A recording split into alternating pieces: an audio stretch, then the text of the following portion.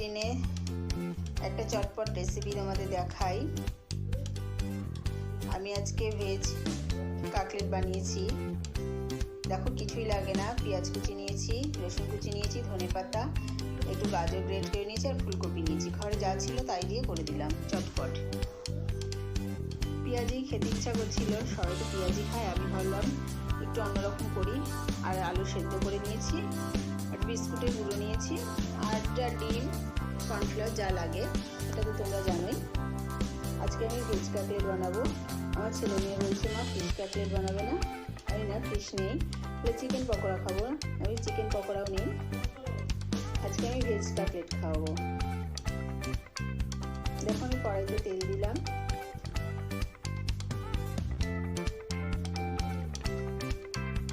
খুব অল্প পরিমাণে তেল দিয়েছি।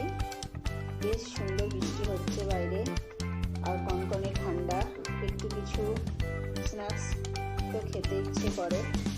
তো ভেবেছিলাম যে আলুর পকোড়া করবো, পেঁয়াজি করবো, তা ভাবলাম না থাক, আজকে একটু ভেজ কাটলেট বানাই। তখন তেলে আমি পেঁয়াজ কুচিটা দিয়ে দিলাম। পেঁয়াজটা একটু নাড়াচাড়া করে তারপরে আমি রসুন কুচি দিয়ে দেবো।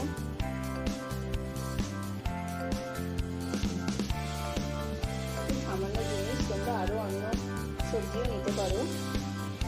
আমার ঘরে যা ছিল আমি তাই দিয়ে করে দিলাম। একটু রসুন কুচি দিলাম,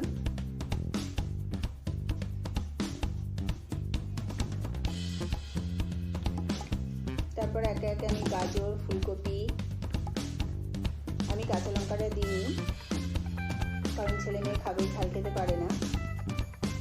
তারপর সবজিটা অনেক বাচ্চারা খেতে চায় না, আমার ছেলে তো খেতেই চায় না, তো এইভাবে করে দিয়েছি। কিন্তু বেশ আনন্দে ওরা খেয়ে নিয়েছে, খুব মজা পেয়েছে, গরম গরম খেয়ে বেশ করতে চলে গেছে।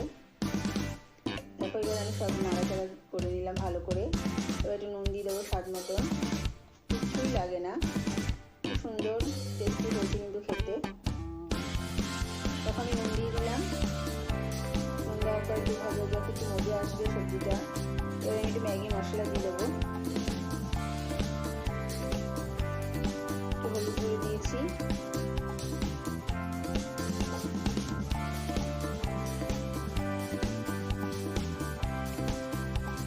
খুব চটপট হয়ে যায়। আমি তো 5টার সময় ঘুম থেকে উঠে ঠান্ডার মধ্যে শুয়ে ভাবছিলাম কী দেবো। দেখো ম্যাগি মশলাটা দিয়ে দিয়েছি, এবার এটা ভালো করে একটু ভাজা ভাজা করে নিলাম, তার ধনেপাতা দিয়ে দিলাম।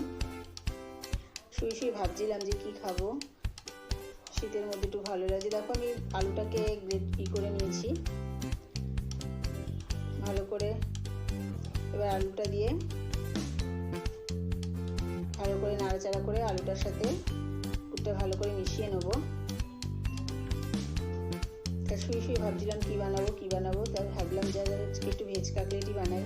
সবাই তো ফিশ কাটলেট, চিকেন কাটলেট সব খেয়ে থাকো। দেখো আলুটা ভালো করে মেখে নিলাম, নামিয়ে একটু ঠান্ডা করে নেবো।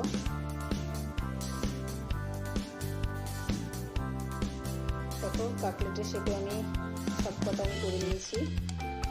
এবার একটা বাটিতে ডিম আর একটু কর্নফ্লাওয়ার নিয়ে আমি ভালো করে একটু গোলমরিচ গুঁড়ো আর নুন দিয়ে ব্যাটারটা তৈরি করে নিলাম। তারপর ডিমের গোলাটি দিয়ে বিস্কুটের গুঁড়ো কোট করে কাটলেটটা ভালো করে একটু শেক করে নিলাম।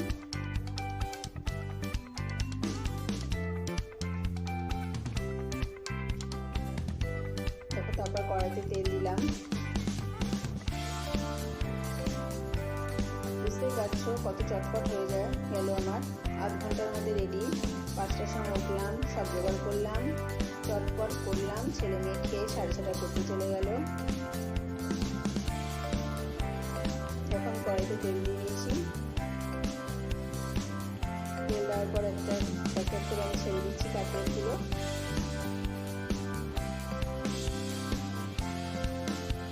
আমি এটা কিন্তু ভাজিনি, এটা দাদা ভাজছিল দাঁড়িয়ে দাঁড়িয়ে, আমি ছেলে মেয়েকে রেডি করছিলাম।